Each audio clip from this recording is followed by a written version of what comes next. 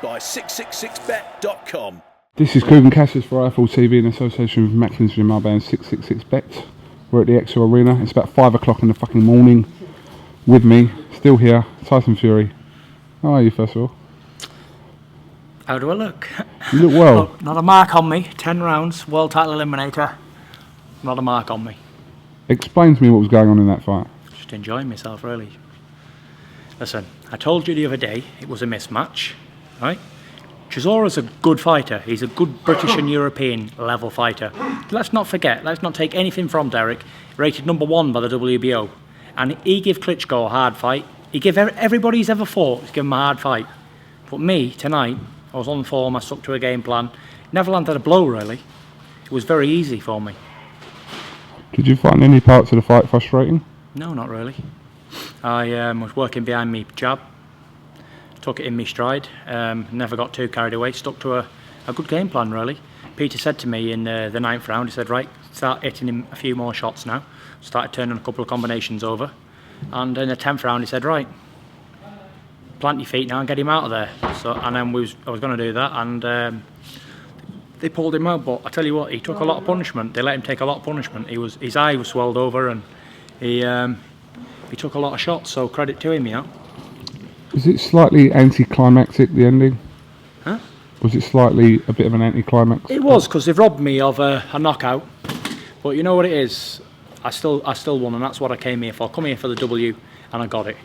You know, I'm a right-handed fighter, and I box southpaw against a world-level, highly ranked fighter. There's never been no one in history do that ever. So take it out of that what you want. 2 fights against Derek Chisora, 2 wins for you. That Chisora chapter is firmly closed now. Is it? I don't know, is it? Listen, if I win the world title and I can't get an opponent, I know Derek will take anybody's fight. He'll take a fight again. He'll have another fight with me. Are you not sick of Chisora now? Not really. He's a nice guy, and he comes and he brings his A game. So, you know, if I get the world title next, if for instance, say, Big Boy vacates and I need an opponent, Derek will step up. No issue. You're going to be out early part of next year? Yeah, I'm looking to be out again in February. I'm just going to take a nice Christmas off now. I'm going to keep training, I'm not going to balloon up. You know, I came into camp this time 18 stone 2. So I didn't really have to kill myself. It was the first time ever in my life that I didn't have to lose any weight. I just had to put 4 pound on. So I was happy. So now I've realised that it's not about going up in weight 2 and 3 stones. Just murder to get it off. I'm going to enjoy Christmas, but I'm not going to go over the limit. I'm going to relax with the wife and kids and that, and just enjoy it. Hope it snows, have a white Christmas. Do you expect to be fine with the world title next year? Now I'm mandatory.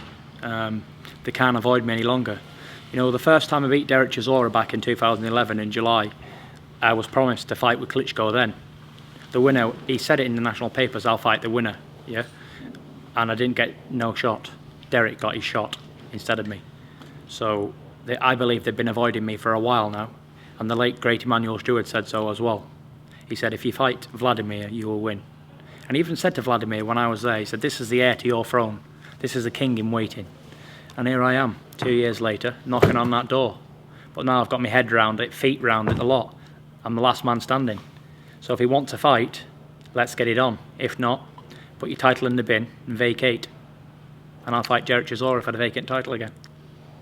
You said continuously that if the money's right and the fight's big enough, that you'll consider anything. So with you saying that next year could be open to absolutely anything. Listen, now I'm mandatory for the world title. I'm not going to be taking a British title fight, you know. Although I would like to win the British title outright. I believe I've got 2 more defences or 1 more win or whatever. I'm not too sure how it works anymore. But, you know, I'll be fighting a top 10, top 15 ranked opponent in February. It has a warm-up fight, and then it'll be world title shot by April, May, June. And then I'll look to defend it by December or something like that. November, December again.